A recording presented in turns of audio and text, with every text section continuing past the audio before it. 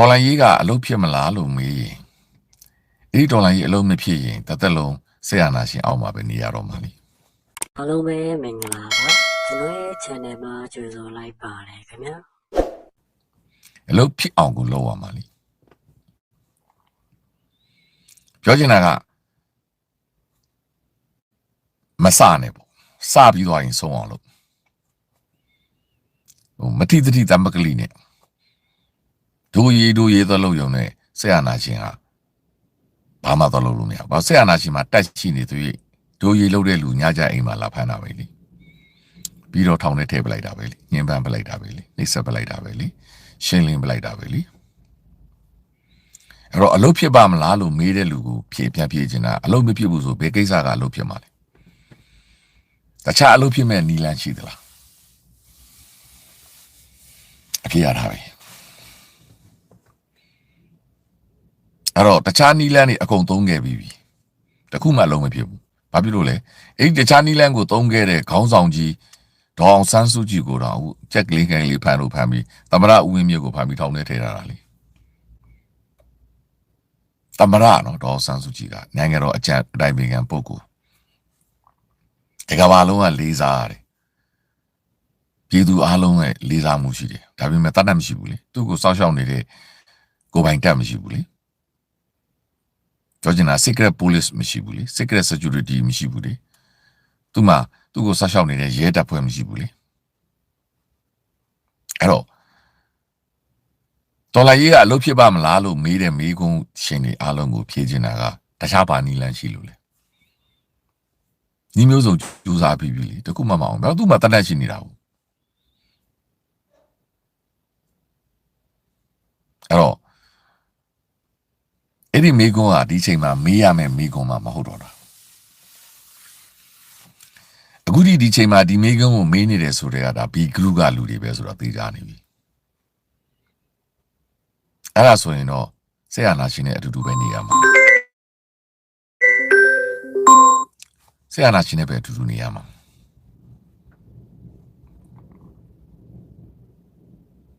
ဖိရရှိရှင်နေပဲ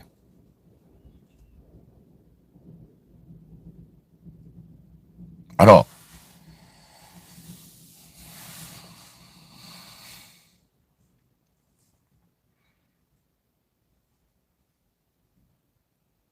ဒါဆိုရင်မေးစရာရှိတယ်တစ်ချိန်ကတိုင်းရင်းသားတွေကလက်နဲ့ကင်ပြီးတော်လှန်ခဲ့တယ်ဘာလို့မအောင်မြင်လဲပြည်သူမပါလို့ပေါ့နိုင်ငံရေးသမားတွေမပါလို့ပေါ့လူနည်းစုပဲဖြစ်နေလို့ပေါ့လူများစုကမပါလို့ပေါ့ဒါဆိုဒီနေ့ဘာလို့အောင်မြင်တယ်လူများစုပြည်သူပါလို့ပေါ့ရှင်းနေတာပဲအဲ့တော့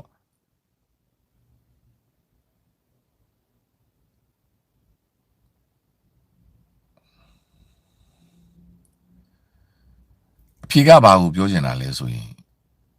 သူတို့ဒီအမြဲတမ်းနောက်ကွယ်ကနေလက်မဲကြီးဘွားနဲ့ဥနေဝင်းလက်ထက်တွေကတိုင်းမှုတွေကနေတစ်စင်အုပ်ချုပ်နေတာ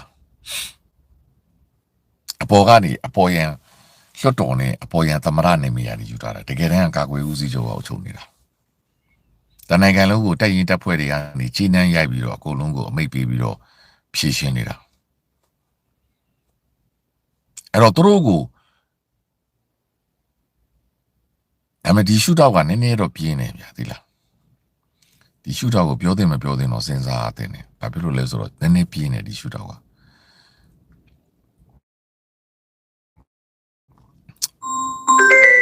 ဒီရှုထောက်ကနည်းနည်းပြင်းနေဘာကြောင့်နည်းနည်းပြင်းလဲဆိုတော့ဒီရှုထောက်ရဲ့စဉ်းစားပုံကိုကျွန်တော်တို့စဉ်းစားလိုက်ရရင်ဒီရှုထောက်ဟာ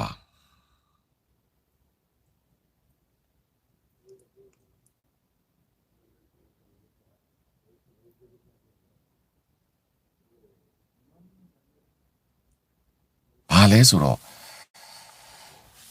တခါတလေကြာရင်ကိုရီရဲ့လောက်ရက်ကသူ့ကိုအသိမဲ့မပြုတ်တော့သူရှင်တန်ဖို့အတွက်သူကခိုင်းတဲ့နေရာမှာဝင်ကလို့ဖြစ်သွားတယ်ဆိုတာမျိုးကိုကျွန်တော်ပြောချင်တာ ပြောချင်တာက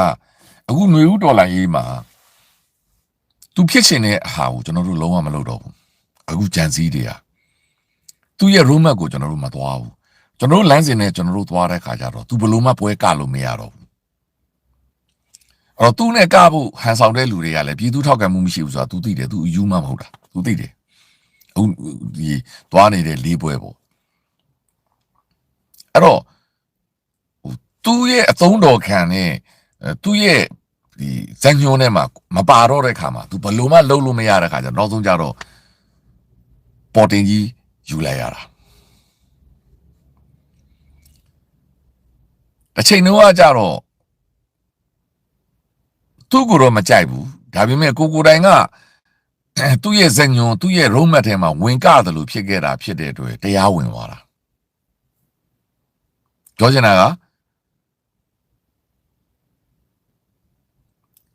ချင်တာက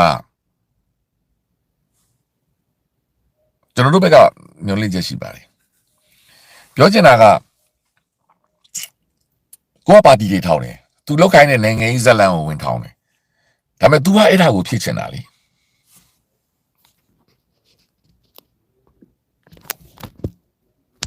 ကျွန်တော်ထင်တယ်ဖုန်းအတန်တိုးသွားတာခဏတော့ဖုန်းလာလိုက်လို့အဲ့တော့ကျွန်တော်ချလိုက်ရမလားကျွန်တော်ပြန်ပြောမယ်နော်ခဏဖုန်းလာလိုက်လို့အတန်တိုးနေလားတိုးရင်ကျွန်တော်ချလိုက်ရမယ်သူကအဲ့လိုမျိုး incoming call ဝင်လိုက်ရင် distraction ဖြစ်တယ်အခုအတန်တိုးနေပါသလားအတန်တိုးရင်ကျွန်တော်ချလိုက်မယ်အစ်ပြန်ပြောမယ်ကောင်းပါတယ်ဟုတ်ကဲ့ပါအဲ့တော့ဆိုလိုချင်တာကဘာလဲဆိုတော့သူဖြစ်ချင်တဲ့ပုံစံကိုကိုကတော့သဘောမတူပေမဲ့လေကိုကဝင်ကတယ်လို့ဖြစ်ပြီးသူဇက်ထုတ်မှာသူပြဇက်မှာဝင်ကတယ်လို့ဖြစ်ပြီးသူရွေးကောက်ပွဲတွေကိုကဝင်ပါလိုက်တဲ့ခါကျတော့သူ့ရဲ့အုပ်ချုပ်မှုကိုလက်ခံတဲ့ပုံစံသက်ရောက်သွားတယ်သူ့ရဲ့2008ဖွဲ့စည်းပုံကိုကိုတိုင်ဝန်ခံလက်ခံလိုက်တဲ့ပုံစံဖြစ်သွားတယ်ပြောချင်တာကဗျာ2008ဖွဲ့စည်းပုံကမတရားပြည်သူတွေဒီနေရာမှာလေကျွန်တော်တို့ဒီနိုင်ငံရေးကအငင်းပွားစရာအကြီးရှိတယ်2008ကပြည်သူတွေထောက်ခံတာမဟုတ်ဘဲနဲ့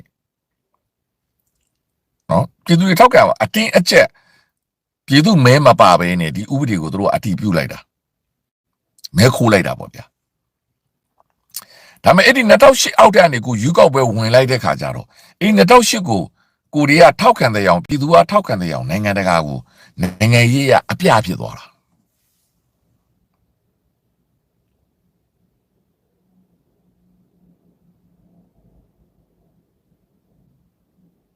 အခုကကျွန်တော်ကစကားအကုန်ပြောရမယ့်အချိန်မဟုတ်ပါဘူးအဲ့ဒီမိကွန်းနေမမေးပါနဲ့နော်ကျေးဇူးတင်တယ်အဲ့လိုမျိုးမိကွန်းနေစကားအကုန်ကြားကျင်တယ်ဆိုရင်တခြား live တွေတနာထောင်းမှာနော်အဲ့ဒီမိကွန်းများမမေးပါနဲ့ဖြေမှလည်းမဟုတ်ပါဘူးပြောချင်တာကအရန်ကြမ်းတမ်းပြီးတော့ရေးစက်ကြီးပြောရမယ်မိကွန်းမျိုးဖြေစရာဘာမှအကြောင်းမရှိပါဘူးနော်ပြောချင်တာကဘာလဲဆိုတော့ကိုကဒီဥပဒေကတရားမဝင်ဘူးဆိုတာကိုသိရသားနဲ့ကိုတိုင်ကဒီဥပဒေအောက်ကနေရွေးကောက်ပွဲဝင်တယ်ဆိုတော့ကိုကအသိမှတ်ပြုလိုက်တာဒီဥပဒေကတရားဝင်တဲ့ပုံစံဖြစ်သွားပြီတကဘာလုံးကဒီဥပဒေကြီးကိုလက်ခံလိုက်ရတာဘာလို့ဆိုတော့မြန်မာနိုင်ငံပြည်သူတွေကလက်ခံလိုက်တာမြန်မာနိုင်ငံမှာအထင်ကရဖြစ်တဲ့နိုင်ငံရေးပါတီကြီးတွေကအထင်ကရနိုင်ငံရေးခေါင်းဆောင်တွေကလက်ခံလိုက်လို့ဒီဥပဒေအောက်ကနေရွေးကောက်ပွဲဝင်တာဖြစ်သွားတာ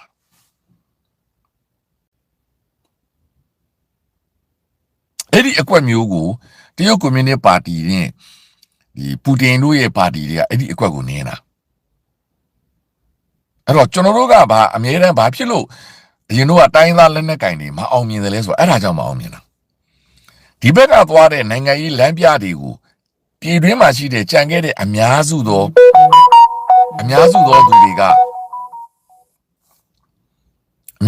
သူတွေကမကြိုက်ပေမဲ့လေသူတို့ရဲ့လမ်းကြောင်းကိုအမြဲတမ်းလိုက်တဲ့ခါကျတော့သူတို့ကဒီလမ်းကြောင်းကိုတည်တယ်မဲခိုးမှလည်းသိတယ်မဲလိမ့်မှလည်းသိတယ်နော်တိုင်းပြည်မှာဒီဘိုးချုပ်တွေကပဲအုပ်ချုပ်နေတာကိုလည်းသိတာကိုလက်ခံလိုက်တာ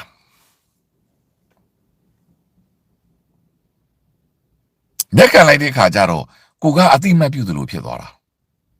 ပြောချင်တာက သူ့ရဲ့စနစ်ကိုအာနာရှင်စနစ်ကိုကိုတိုင်ကကိုလိုလိုလားလားတွယ်ဝိုက်တော့နီးနဲ့လက်ခံလိုက်သလိုဖြစ်သွားတာ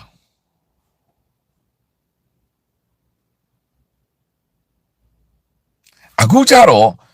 ကျွန်တော်တို့ကသူတို့ဘာလုပ်လို့လက်မခံတော့ဘူးမပူပေါင်းဘူးမဆောင်ရွက်ဘူးနိုင်ငံရေးလမ်းကြောင်းကိုလည်းမယုံကြည်တော့ဘူးသူတို့လက်အောက်မှာဘယ်နိုင်ငံရေးလမ်းကြောင်းမှာမယုံကြည်ဘူးသူတို့ဥဆောင်မှုအောက်မှာဘယ်နိုင်ငံရေးလမ်းကြောင်းမှာမယုံကြည်ဘူးသူတို့ရွေးကောက်ပွဲလုပ်ပေးတယ်ကိုကတော့ဝင်လိုက်ရင်သူတို့ဥဆောင်မှုအောက်ကိုကိုကယုံနေဖြစ်သွားတာလေသူတို့အဖွဲ့အစည်းပုံကိုကိုကအသိမှတ်ပြုလိုက်တာလေ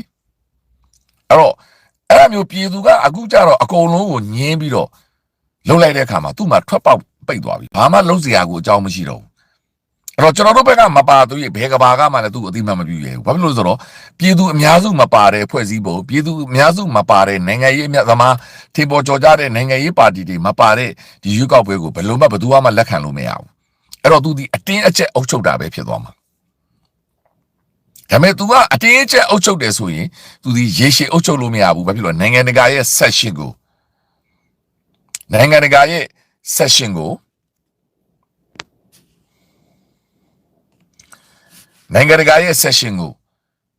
तू ကမလွတ်နိုင်ဘူးမလွတ်နိုင်ရင် तू ဘယ်လိုမှတိုင်းပြည်ကိုဟို तू တို့ထင်တယ်လို့ကြွယ်ဝချမ်းသာအောင်တို့ကြီးပွားအောင်နိုင်ငံတကာနဲ့ငွေကြေး transition နဲ့နိုင်ငံတကာ community တွေနဲ့အပေးယူလုပ်လို့မရဘူးပြောချင်တာကအဓိကအခုဘာကြောင့်ကျွန်တော်တို့အောင်မြင်နေသလဲ